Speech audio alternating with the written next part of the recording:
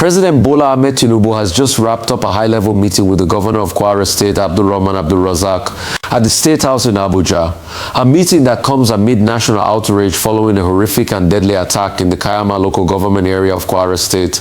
Before we continue, don't forget to like this video, subscribe to our channel, and click the notification bell so you never miss an update on this developing story. This emergency meeting between Nigeria's Commander-in-Chief and the Kwara State Governor was triggered by what many are describing as one of the most brutal assaults on rural communities in recent Nigeria's history. Reports confirm that armed gunmen stormed the communities of Kwara and neighboring villages in the Kaiama area, killing scores of residents, burning homes and shops, and leaving families devastated in the wake of unprecedented violence. Now, the casualty figures vary depending on the source. Official police confirmation places the death toll at 75 people, but humanitarian organizations such as the Red Cross and independent reports indicate the number could be significantly higher, with estimates over 160 lives lost in the wake of this deadly breach in security.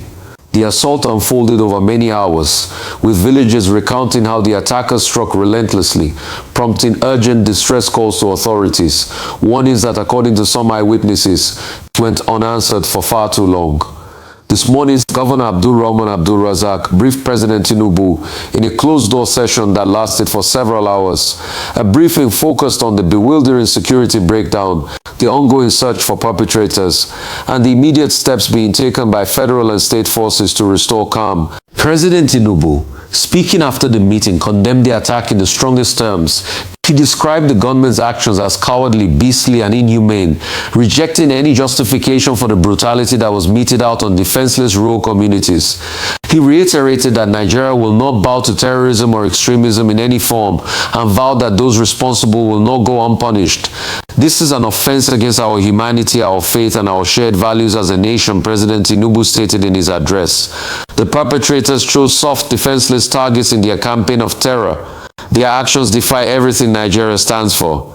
To counter this deadly threat, the president has taken decisive action.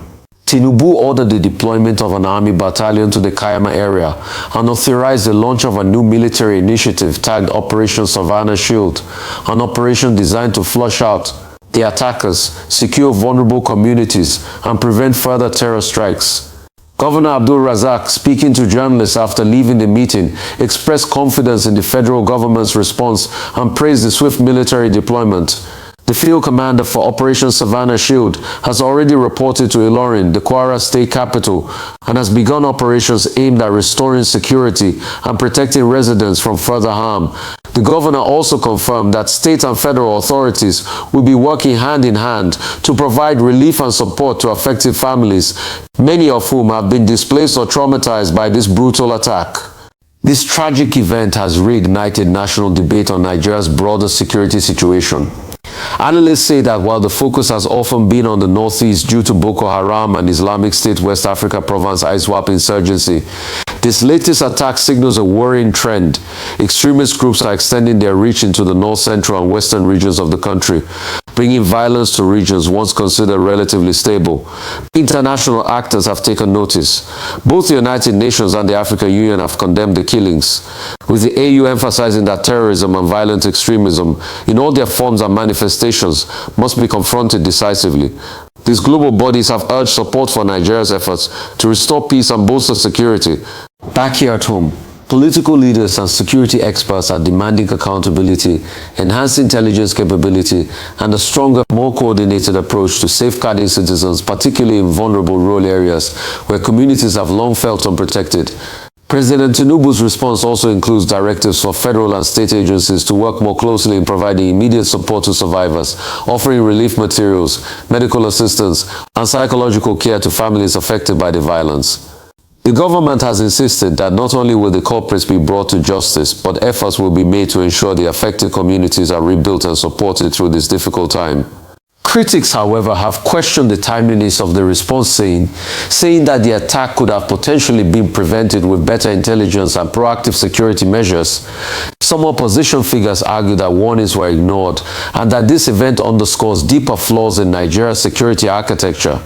These comments highlight the broader national conversation about improving coordination between intelligence services, community watch groups, and formal security agencies. For residents directly affected by the Kaiama massacre, the road to recovery will be long. Survivors have described scenes that are heart-wrenching, families torn apart, homes burnt to ashes, and a deep sense of loss that community members say will linger for years. As this story continues to develop, we'll keep you updated with the latest from Abuja, Ilorin, and the ground where these events unfolded. Our team is closely monitoring federal and state responses, military movements, and community relief efforts. Now, if you're just joining us, make sure you hit that like button, subscribe to the channel, and turn on alerts so you won't miss tomorrow's updates on this story and other breaking news stories from across Nigeria and around the world. In the meantime, we will continue to bring you verified facts, verified developments, and credible insights so you can stay informed on what matters most. From all of us here, we extend our deepest sympathies to the families affected by this tragedy and stand with Nigerians calling for peace, justice, and security. Thank you for watching. Stay tuned for more updates.